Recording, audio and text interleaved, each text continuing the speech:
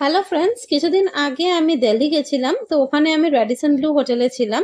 চলো আজকে আমি ওই র্যাডিসন ব্লু হোটেলের আমাদের যে রুমটা ছিল সেটা ট্যুর করাবো। ফার্স্টেই যখন আমরা লবিতে গেছিলাম, সাইন করে চেক ইন করার সময় আমাদের লাগেজগুলো স্ক্যান হয়ে গেল। তারপর পুরো লবিটাই জাহাজের মতন দেখতে, খানিকটা টাইটানিক টাইটানিক ফিল আসছিল। যখন আমি রুমের সাইডে যাচ্ছি, রুমের এই করিডোরটাতে তো পুরোটাই মনে হচ্ছে একটা জাহাজের কোনো করিডোরের দিয়ে হেঁটে যাচ্ছি।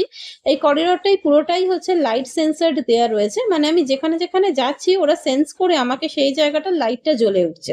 আবার ওই এরিয়াটা আমি যখন চলে যাচ্ছি তখন ওখানে লাইটটা অফ হয়ে যাচ্ছে। এইরকম প্রত্যেকটা রুমের সামনেই এই জিনিসটা হচ্ছে। তো আলটিমেটলি আমি এটা করে তারপর আমার রুমেতে গিয়ে পৌঁছলাম। রুমে যখন পৌঁছলাম ঢুকে দেখি মানে অদ্ভুত ভাবে একটা ভিক্টোরিয়ান এজে মনে হলো আমি চলে এসেছি।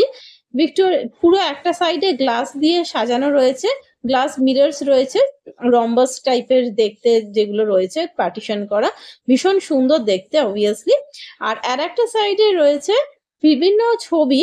সেই ছবিগুলো পুরোটাই জাহাজের মতন দেখতে এবং ভিক্টোরিয়ান এজের যেরকম লুকসটা থাকে সেই ফার্নিচার গুলো পুরোটাই ওইরকম ভিক্টোরিয়ান এজের ফার্নিচারের মতন দেখতে লাগছে। অবভিয়াসলি এটা পুরো একটা জাহাজে 18 সেঞ্চুরি জাহাজের রুম বলেই মনে হবে, অন্য পুরো কিছু মনেই হবে না। ল্যাম্পস দেওয়া রয়েছে, একদিকে গ্লাস ডোরস দেওয়া রয়েছে, কাঁচের মিরর্স দেওয়া সাজানো রয়েছে। আর যেটা আমার সব থেকে বেশি পছন্দ হয়েছিল অবভিয়াসলি ফার্নিচার গুলো, কারণ এইরকম ফার্নিচার দেখা যায় না। ইভেন টিভিটাও একটা সুন্দরভাবে ফ্রেমিং করা ছিল। তারপর দেখলাম হচ্ছে দ্য বাথরুম এরিয়া। কারণ এরিয়া কেন বলছি, কারণ এই যে গ্লাস ডোরটা দেখতে পাচ্ছ, এই ডোরটা দিয়ে গেলে প্রায় 3 ডবল একটা বাথরুমের হচ্ছে সেটা, মানে 3টে এরিয়া পুরো আলাদা আলাদা ভাবে সেপারেট করা রয়েছে।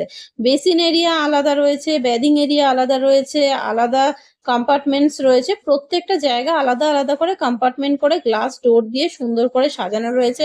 চারদিকে হোয়াইট টাওয়েলস রয়েছে, আর অবভিয়াসলি টয়লেট্রিজ তো থাকবেই, সেটা তো বলার কথাই নয়। এবার এটার পাশে আর একটা কাঁচের দরজা রয়েছে। এই গ্লাস ডোরটা অ্যাকচুয়ালি কিন্তু ওপেন হবে যখন আমি ঢুকলাম যে জায়গাটা দিয়ে, গেট দরজার ঠিক গেটের সামনেটাতে গিয়ে হবে। তো একটা বেডরুম দিয়ে এন্ট্রান্স রয়েছে, আবার চাইলে কেউ ওই দিক দিয়েও ঢুকে যেতে পারে। তো এবার তারপরে একটা কাবার্ডও রয়েছে বাথরুমের মধ্যে। এই কাবার্ডটা দেখি ভেতরে কি আছে। অবভিয়াসলি গ্লাসটা বাইরেরটা একটু ঘষা ঘষা, সেই পুরোনো পুরোনো একটা ফিল। একটা দরজাই খুলতে পেরেছি, মনে হয় আর একটা দরজা উপর থেকে আটকানো ছিল বলে খোলা যায়নি। তো সেইটার ভেতরে রয়েছে একটা আয়রনিং বোর্ড, আয়রন, বাথরোব, কিছু হ্যাঙ্গার, আর একটা সেফ। অবভিয়াসলি আমাদের ভ্যালুয়েবলস যা যা থাকবে আমরা এই সেফেতে লক করে যেতে পারি কোথাও। ওয়েলকাম ড্রিঙ্ক হিসেবে দিয়েছিল ওয়াটারমেলন জুস। অবভিয়াসলি ভীষণ সুন্দর লেগেছিল খেতে, কারণ ভীষণ গরম ছিল এবং ঠান্ডা ওয়াটারমেলন জুসটা ভীষণ ভাল লেগেছিল। তো এরকম ভাবেই আমরা 2 নাইটস এখানে স্টে করেছিলাম। বুকিং মেক মাই ট্রিপ থেকে করেছিলাম। কিভাবে বুকিং করেছিলাম পরে আবার আমি তোমাদেরকে আর একটা ব্লগে দেখিয়ে দেবো। আর আসার সময় মনে আছে ওখানেই একটা কুকিজ স্টোর ছিল, চকলেটস, কুকিজ, মাফিনস, আমি ওখান থেকে ফ্রেশলি বেকড সব প্যাক করেছিলাম। এত সুন্দর বক্সে প্যাক করে দিয়েছিল যে ওটাও আমার কাছে রয়ে গেছে এখনো। তো এই ছিল আমার 2 দিনের বেড়ানো। তোমাদের কেমন লাগলো ব্লগটা জানিও। Till then, by.